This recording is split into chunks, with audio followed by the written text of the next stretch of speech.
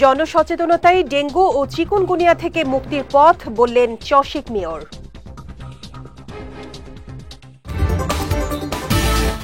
এবং ফেনীতে ডাকাতি মামলায় 10 বছরের সাজাপ্রাপ্ত আসামিকে 21 বছর পর গ্রেফতার।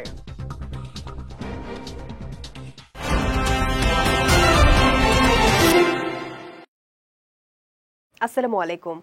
চট্টগ্রাম সংবাদে আমন্ত্রণ জানাচ্ছি আমি শেখ তাসফিয়া করিম। শুনছিলেন শিরোনাম, এবারে বিস্তারিত। ডেঙ্গু ও চিকুনগুনিয়া প্রতিরোধে জনসচেতনতা বৃদ্ধি সবচেয়ে কার্যকর উপায় বলে মন্তব্য করেছেন চট্টগ্রাম সিটি কর্পোরেশনের মেয়র ডাক্তার শাহাদাত হোসেন। আজ চশিকের স্বাস্থ্য বিভাগ আয়োজিত ডেঙ্গু ও চিকুনগুনিয়া প্রতিরোধে জনসচেতনতামূলক র্যালি ও লিফলেট বিতরণ অনুষ্ঠানে তিনি এ মন্তব্য করেন। মশা নিধনে সিটি কর্পোরেশন নিয়মিত কার্যক্রম পরিচালনা করছে জানিয়ে ডাক্তার শাহাদাত হোসেন বলেন, প্রতিটি ওয়ার্ডে মশক নিধন কার্যক্রম তদারকি করা হচ্ছে।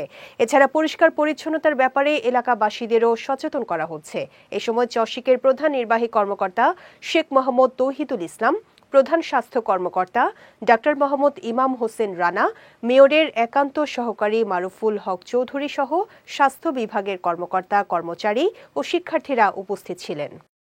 মনিটরিং এর মধ্যে রাখছি। আমি তো ওয়ার্ডে আমাদের যে রাজনৈতিক নেতাকর্মী, মহল্লা কমিটি, তাদেরকেও বলছি যে আমাদের যারা সুপারভাইজার আছে তারা ঠিকমতো মশার স্প্রে দিচ্ছে কিনা, তারা ওই লিফলেট বিতরণ করছে কিনা সেগুলো দেখার জন্য। ইভেন এলাকার লোকগুলোকে আমি বলছি আপনার সুপারভাইজারকে টেলিফোন করবেন। আমি না থাকলেও অথবা আমরা কেউ না থাকলেও আপনারা একজন দায়িত্বশীল ব্যক্তি হিসাবে, নিজের শহর হিসাবে কিছু দায়িত্ব আপনারাও নেন, এটা আমি বলেছি। তা আমি আপনাদেরকেও অনুরোধ জানাচ্ছি যে আমাদের সুপারভাইজারের প্রতিটা ওয়ার্ডে নাম্বার আছে।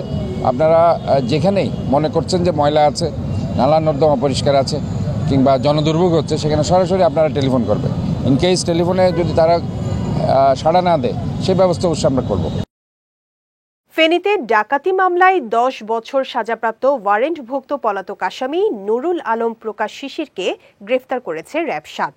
বুধবার রাতে দীর্ঘ 21 বছর পর ফেনীর মোহাম্মদ আলী বাজার এলাকা থেকে তাকে গ্রেফতার করে র্যাব 7 জানায়, গোপন সংবাদের ভিত্তিতে খবর পেয়ে বুধবার গভীর রাতে ফেনীর মোহাম্মদ আলী বাজার থেকে আসামি নুরুল আলমকে গ্রেফতার করা হয়। তার বিরুদ্ধে 2003 সালে ফেনী মডেল থানায় দায়েরকৃত একটি মামলা রয়েছে।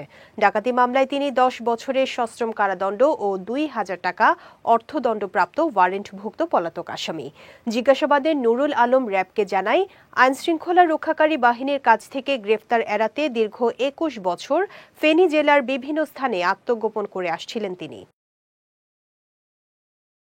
টেকনাফে কৃষি পুনর্বাসন সহায়তা কর্মসূচি খাতের আওতায় ক্ষতিগ্রস্ত কৃষকদের মধ্যে বিনামূল্যে ধানের বীজ ও রাসায়নিক সার বিতরণ করা হয়েছে।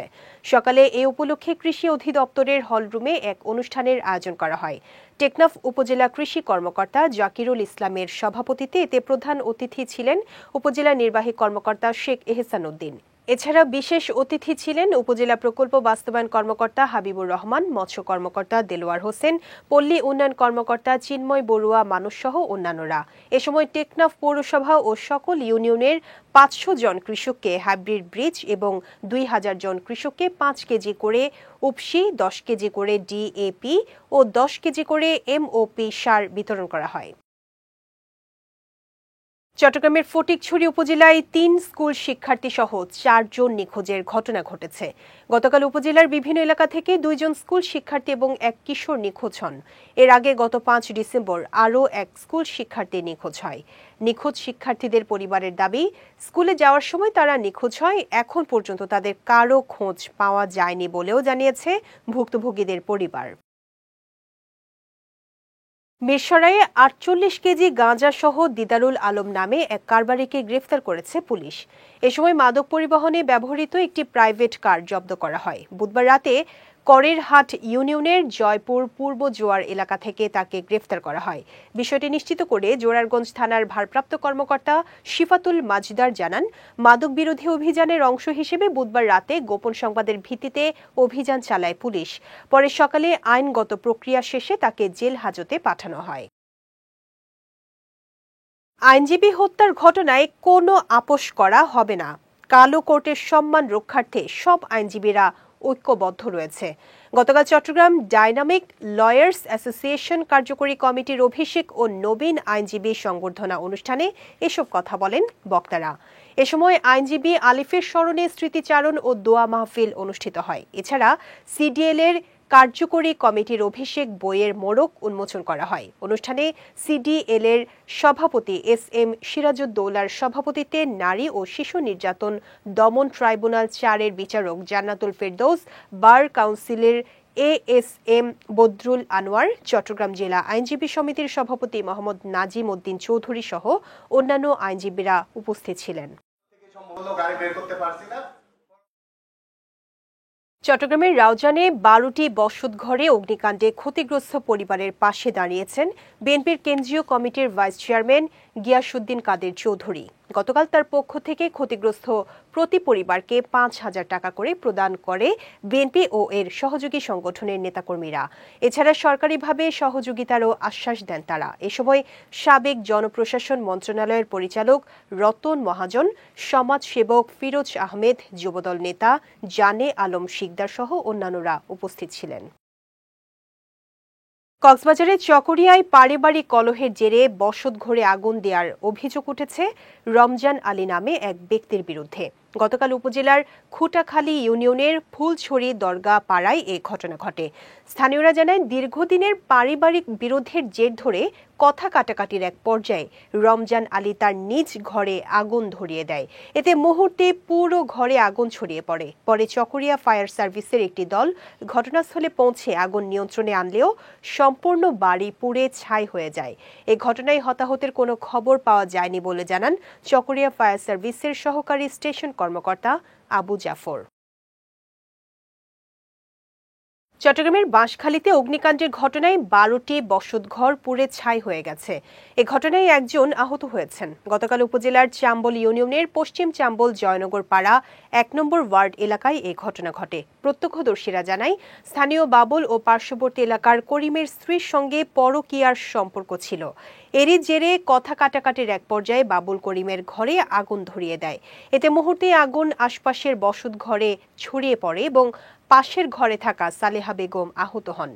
পরে তাকে উদ্ধার করে উপজেলা স্বাস্থ্য কমপ্লেক্সে পাঠানো হয়।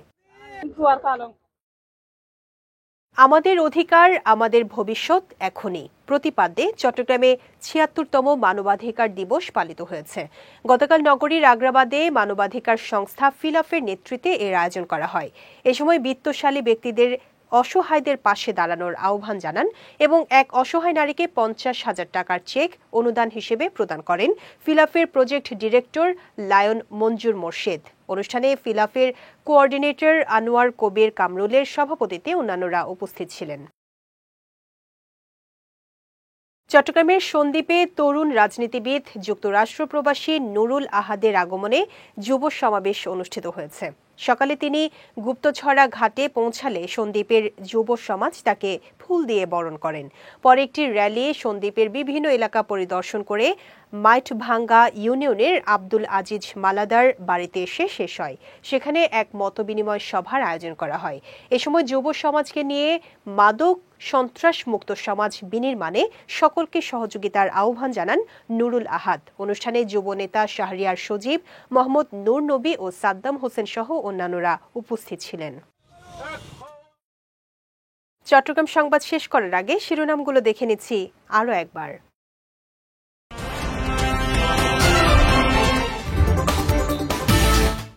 জনসচেতনতায় ডেঙ্গু ও চিকুনগুনিয়া থেকে মুক্তির পথ বললেন চসিক মেয়র।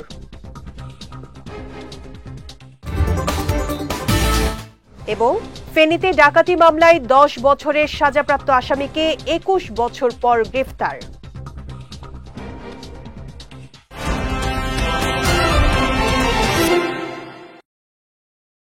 চট্টগ্রাম সংবাদ শেষে আজকের মতো আমি শেখ তাসফিয়া করিম আপনাদের কাছ থেকে বিদায় নিচ্ছি। রাত 9টায় আমাদের পরবর্তী বিজয় রাতের সংবাদ দেখার আমন্ত্রণ রইল। এছাড়া আজকের চট্টগ্রাম সংবাদের ভিডিও দেখতে পারেন আমাদের ইউটিউব এবং ফেসবুক পেজে। আমাদের ইউটিউব হলো youtube.com/BijayTVOfficial এবং আমাদের ফেসবুক পেজ হলো facebook.com/BijayTVLimited। এতক্ষণ সঙ্গে থাকার জন্য ধন্যবাদ সবাইকে।